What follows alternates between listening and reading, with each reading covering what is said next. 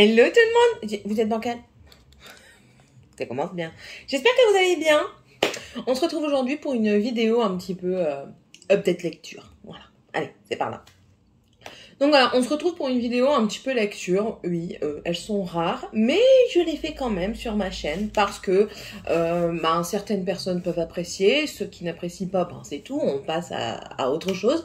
Mais bon voilà, j'ai lu quand même assez bien pendant les vacances et je continue, mon envie reste, donc voilà, c'est le principal. Et du coup on va en parler. Donc j'ai fini et je vous mettrai la photo juste là de la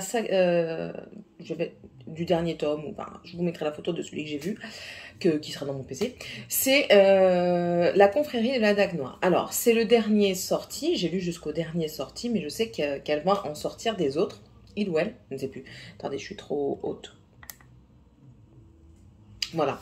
Alors, c'est une saga pour le moment de 18 tomes, si je ne me trompe pas.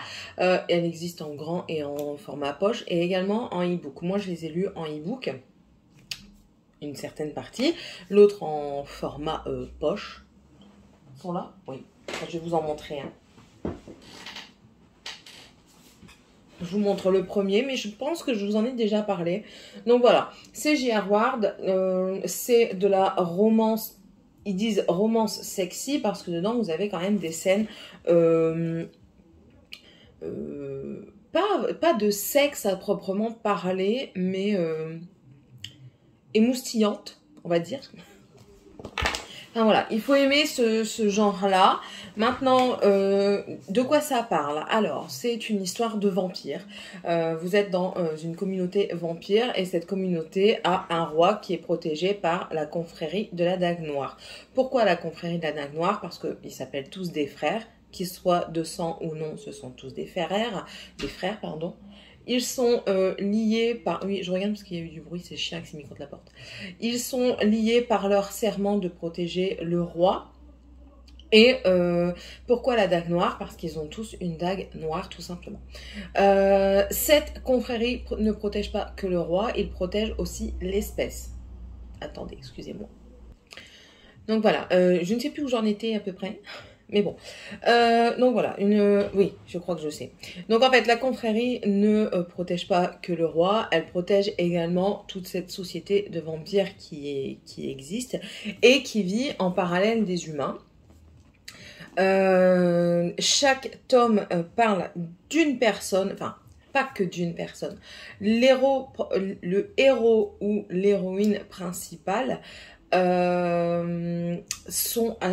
c'est à chaque fois une personne différente. Là, par exemple, nous parlons de Kohler. Dans d'autres, nous parlons de... Bon, vous verrez, il y a différents noms. Hein. Il y a Sin, il y a... je vais plus revenir sur les noms. Il y a Vif, il y a... enfin voilà, c'est toujours des noms... il y a Terreur, il y a Meurtre, il y a... enfin, voilà. Vous comprenez un petit peu le principe. Il y a 2 tomes qui m'ont particulièrement touchée. Alors, dont un qui est vraiment le plus touchant à mes yeux. Nous avons L'Amant désiré. Alors, c'est un tome qui m'a touchée de par ce fait de parler de l'homosexualité et des personnes qui ont du mal à avouer leurs sentiments envers une autre, et que ça ne différencie pas, peu importe votre... direction sexuelle, on va dire comme ça. J'ai beaucoup de mal à trouver mes mots en ce moment, désolée. Hein. Mais bon, voilà. Et les émotions étaient assez bien retranscrites et j'ai trouvé que c'était magnifique. C'était une très belle histoire. Ça change comme histoire. On va pas se mentir, dans ces bouquins-là, ça reste à peu près la même chose. Ils trouvent l'amour, l'amour n'est pas facile, et pour finir, on trouve des solutions. Mais voilà, ça m'a pas perdu, si à part peut-être un qui m'a fait un petit peu moins découvrir, mais sinon, c'est pas quelque chose qui m'a déplu à chaque fois que j'ai lu. J'adore être dérangée. C'est magnifique. Donc voilà, oui, c'est toujours des histoires, vous avez un personnage, mais en fait, les histoires sont assez prenantes parce que chaque personnage a son propre passé, et le passé est plus ou moins violent selon les personnes. Franchement, je trouve que ça traite quand même un petit peu de la réalité, parce que tout ce que ces personnes ont vécu dans la réalité, certaines l'ont peut-être déjà vécu à un moment ou à un autre, peut-être plus ou moins fort, mais l'ont déjà vécu. Et ça, j'apprécie. Le tome qui m'a vraiment ému au plus, oui, franchement, c'était le tome qui m'a vraiment bouleversée, c'est L'Amant des Ombres. L'histoire est encore une fois très prenante et la fin est différente de ce qu'on a vu précédemment dans les tomes. J'en ai encore des frissons rien que d'en parler. Quand je l'ai lu, je l'ai terminé, je l'ai lu, et je vous assure que j'ai pleuré comme une madeleine. Ça ne se termine pas comme on veut, c'est pas du tout la même... C'est surprenant, et le peu que vous vivez une situation difficile, je pense que ça peut vous replonger dedans. Moi, ça me replonge dans une histoire que j'ai, sur une histoire que j'ai eue. J'ai pas envie de vous spoiler en fait, parce que je pourrais vous raconter, mais il n'y a pas d'intérêt à vous raconter ce qui se passe dans les livres. Voilà. Mais sinon, voilà. Après, je pense que ce sont des bouquins que vous pouvez lire pas à la suite, même si, bien sûr, c'est mieux de les lire à la suite, parce qu'au moins, ils vous parlent toujours un tout petit peu de ce qui s'est passé dans le précédent. Mais je pense que si vous entamez, par exemple, si vous voulez lire L'Amant des Ombres, je pense que L'Amant des Ombres, vous pouvez le lire indépendamment des autres tomes. C'est le numéro combien, L'Amant des Ombres? 13. Donc voilà.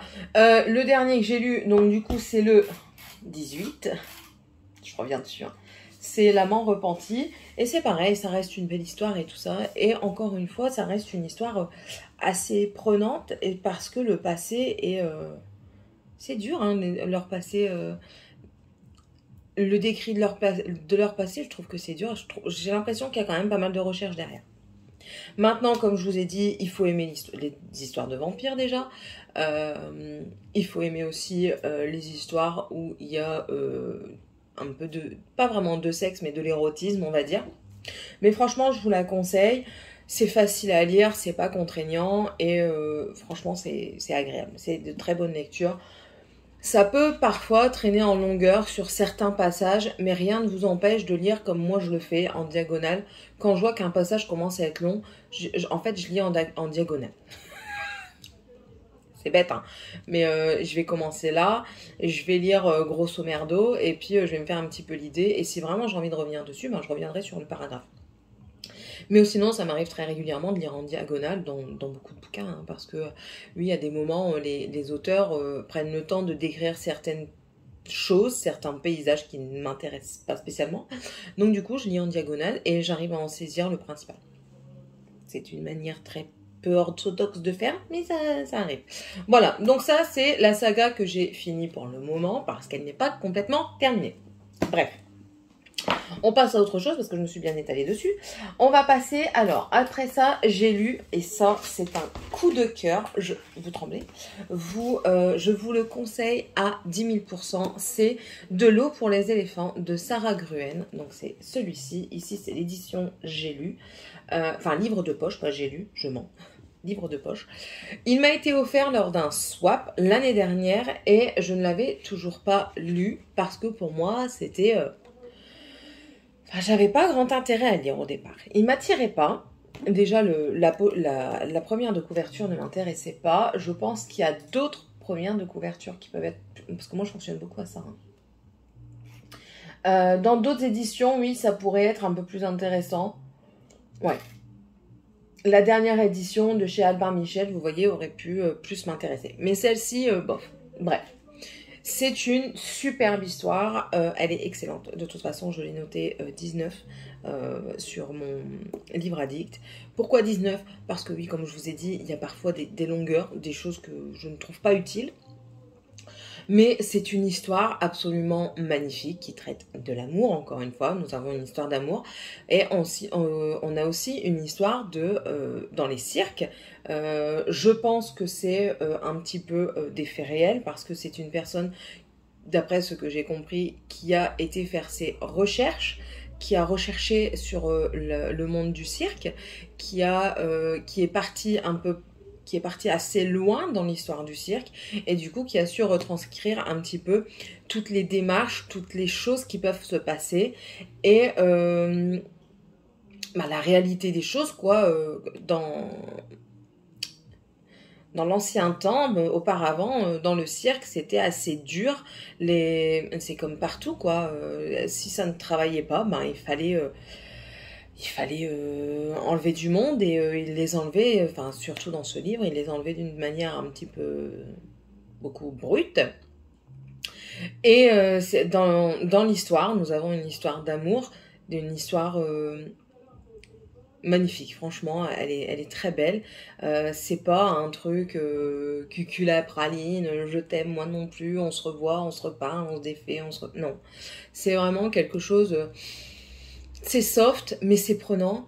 Et il y a aussi une autre histoire derrière, une autre leçon de vie, j'ai envie de dire, parce que c'est le narrateur est une personne très âgée qui est en maison de retraite. Et elle explique dedans ce qu'il ressent en tant que personne en maison de retraite. Et je pense que ça, c'est une bonne leçon de vie. Même si c'est pas vraiment une leçon de vie en soi, moi je le prends pour une leçon de vie, après chacun a ses avis bien sûr. C'est à réfléchir en fait. Voilà. Vous avez des parents, lisez ce livre jusqu'au bout, parce que moi franchement je m'en suis rendu compte au bout de tout ça, et franchement la famille est très importante. On a tous des problèmes, on a tous des moments plus ou moins faibles, plus ou moins meilleurs, mais c'est pas parce que vous êtes faible à ce moment-là que vous devez abandonner vos proches. Voilà. Et je trouve que l'auteur transmet bien les émotions des personnes, enfin de cette personne, de ce narrateur qui a vécu une belle histoire et qui continuera à la vivre de toute façon, parce que oui, ça se termine avec une belle leçon, mais ça se termine bien. Voilà. Donc franchement, je vous le conseille. C'est très bien écrit. Il n'y a pas de mots complexes. C'est pas... c'est fluide. Voilà, c'est fluide. On s'y perd pas. On reste ancré dedans. Et c'est dur de le lâcher. Franchement, c'est très dur de le lâcher parce que c'est très prenant aussi. Voilà. Et c'est plus réel que ça. Ça, c'est de la bitlite, hein, c'est de l'irréel.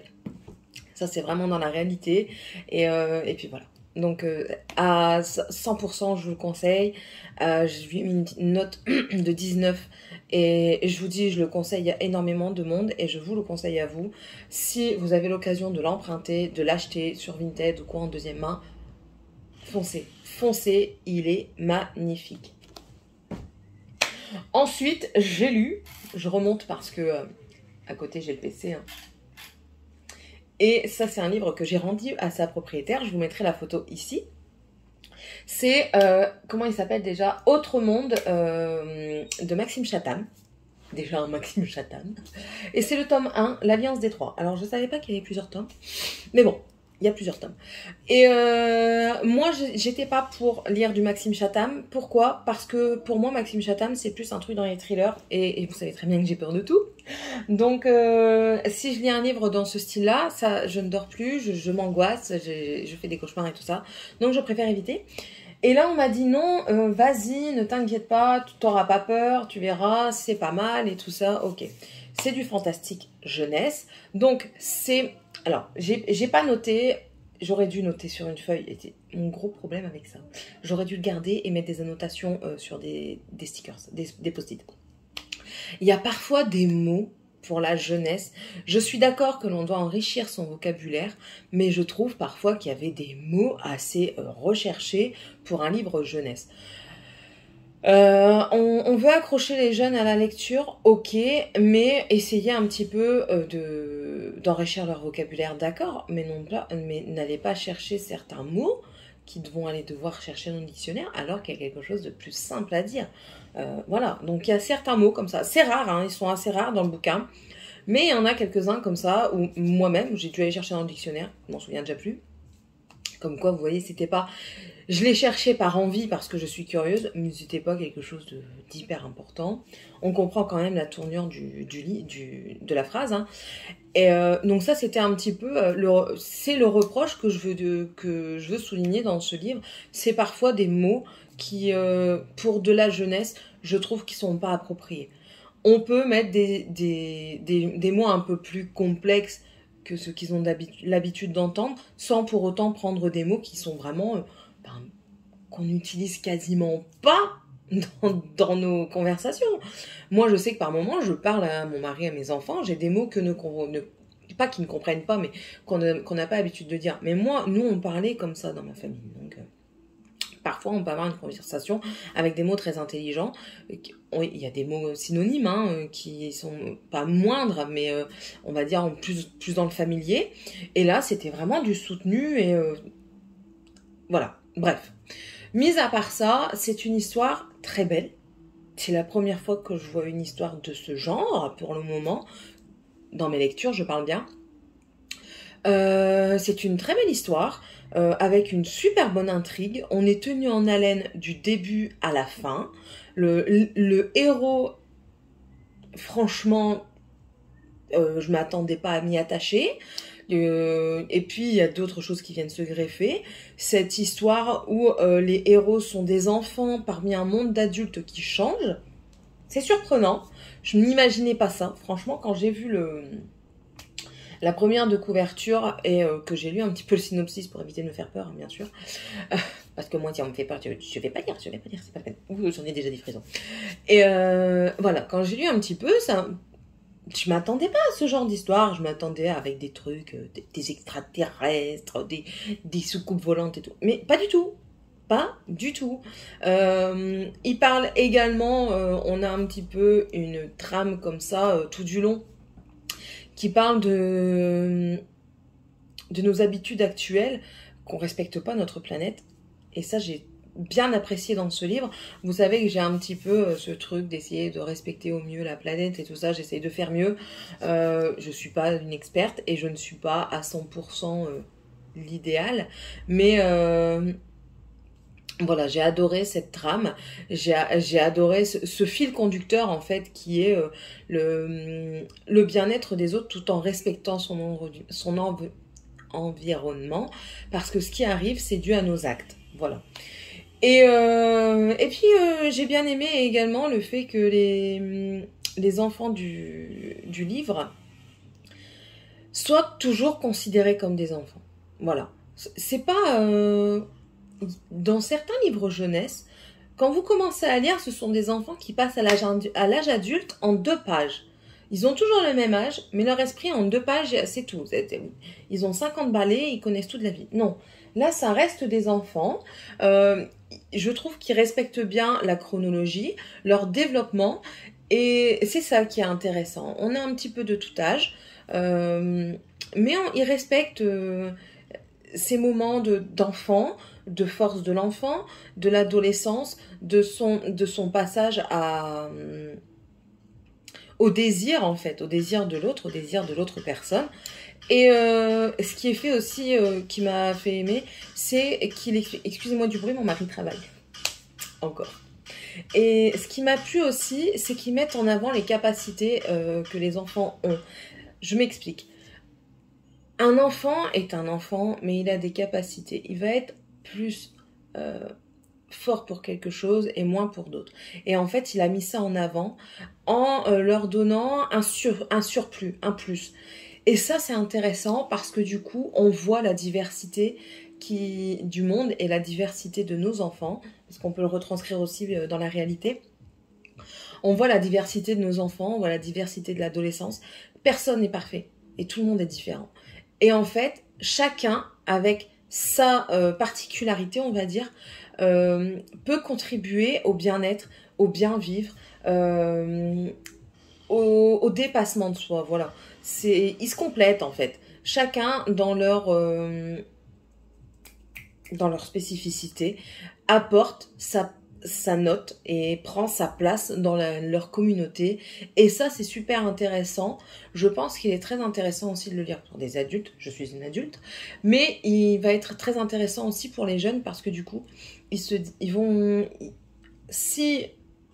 Ce sera inconscient, je pense, mais dans un coin de leur tête, ce sera déjà là et de se dire, ben... Oui, je suis différent, mais ma différence peut apporter quelque chose au monde. Voilà. Et ça, je trouve bien. Moi, j'aime bien ces bouquins comme ça qui ont en arrière-plan une petite note qui s'ancre dans notre esprit. Et à un moment dans notre vie, elle ressort comme ça, comme par enchantement. Je vais vous parler d'un souvenir que j'ai. J'étais au lycée, on a dû lire un livre, c'était George Sand. Alors, le truc le plus barbant du monde à ce moment-là. Mais je l'ai lu, je m'y suis intéressée, je l'ai lu. L'histoire est passée et à une période de ma vie, au tout début, quand la première fois que je me suis mise en ménage, c'est ressorti. Comme quoi, George Sand avait raison. C'est pas parce que vous êtes une femme que vous n'avez pas le droit à la parole, que vous n'avez pas le droit à des choix. Voilà. Et vous voyez, c'est pour ça que je dis que la lecture est importante parce que ça met une graine dans votre esprit qui germe et un jour ou l'autre, elle va éclore suite à un événement de votre vie. Voilà. Oh, sinon, pour en revenir vite fait au livre, j'ai bien apprécié. Je vous dis ce que j'ai moins apprécié, ce que j'ai moins apprécié, ce sont les mots qui sont un petit peu inappropriés de par leur langage soutenu. Ça aurait tendance peut-être à freiner certains enfants. Voilà. Mais sinon, un très bon livre. Je vais lire les autres tomes. Je crois qu'il y en a 4 ou 5 en tout. La saga est terminée, hein, ça je le sais. 7. Il y en a 7 plus un hors-série. La saga est totalement terminée. Donc voilà. Maintenant, oui, il m'intéresse. Je sais que la personne qui m'a prêté celui-ci a encore les autres. Et elle m'a dit, je te les prête quand tu veux. Donc oui, mais pas tout de suite. Voilà. Et ensuite, je termine avec des lectures que j'ai finies cette semaine. Voilà. Ce sont les My Boss. Voilà. Vous avez le tome 1 qui est Undown et le tome 2 qui est Unveiled. Alors, c'est, soyons clairs, de l'érotisme pur et dur. Si vous n'aimez pas ce genre de livre, passez votre chemin. C'est pas la peine. Écoutez, il était pas très mal noté sur Livre Addict, le site sur lequel je rends mes notes et tout ça, entre guillemets. Hein. Et il était mis en note moyenne. Et ben moi, je trouve bon. Je trouve pas excellent. C'est pas une littérature, voilà quoi. C'est pas, il va pas être à l'Oscar littéraire 2021 et tout ça. Mais écoutez, c'est une bonne lecture. L'érotisme dedans, je trouve qu'il est bien tourné. Certains disent que c'est inachevé. Oui et non. Pourquoi aller plus dans les détails alors que si on garde un petit peu d'aspect mystérieux, ça peut encore plus développer votre... comment on va dire, votre érotisme à vous. Parce que oui, moi il m'a fait ressentir des choses. Non, les pages elles collent pas. Voilà. Mais sinon, très facile à lire. Ce que je reproche, c'est l'édition. C'est l'édition Prisma. Gémissement, ils écrivent G-E, M majuscule, L-L-E, sement. Non, non. Et c'est ça dans les deux bouquins. Hein. Donc ça, c'est le reproche que j'ai à faire.